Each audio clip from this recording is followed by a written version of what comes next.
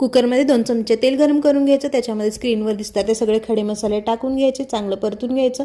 नंतर त्याच्यामध्ये बारीक चिरलेला कांदा, थोडीशी आलं लसूणची पेस्ट, बारीक चिरलेला टोमॅटो हे सगळं टाकायचं। फोडणी छान परतून झाली की त्याच्यामध्ये टाकायचं चवीनुसार मीठ, नंतर टाकायचा घाटी मसाला, गरम मसाला आणि कश्मीरी तिखा लाल हे सगळं टाकून झालं की परत एकदा छान परतून घ्यायचं। छानपैकी फोडणीला तेल सुटलं की त्याच्यामध्ये टाकायचं मॅरिनेट केलेलं चिकन। तर चिकन स्वच्छ धुवून त्याला हळद, मीठ आणि थोडंसं आलं लसूणची पेस्ट लावून बाजूला ठेवून दिलं होतं, ते पण टाकून घ्यायचं। छान तेलात परतून घ्यायचं। नंतर स्वच्छ धुवून घेतलेले तांदूळ टाकायचे। तर इथं 2 पेले तांदूळ मी टाकून घेतलेत। हे सगळं परत एकदा हलक्या हाताने मिक्स करून घ्यायचं।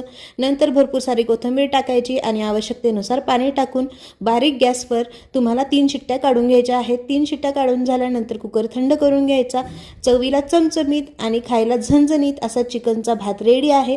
झटपट बनतो। रेसिपी कशी वाटली नक्की सांगा। चॅनलला सबस्क्राईब करायला विसरू नका। धन्यवाद।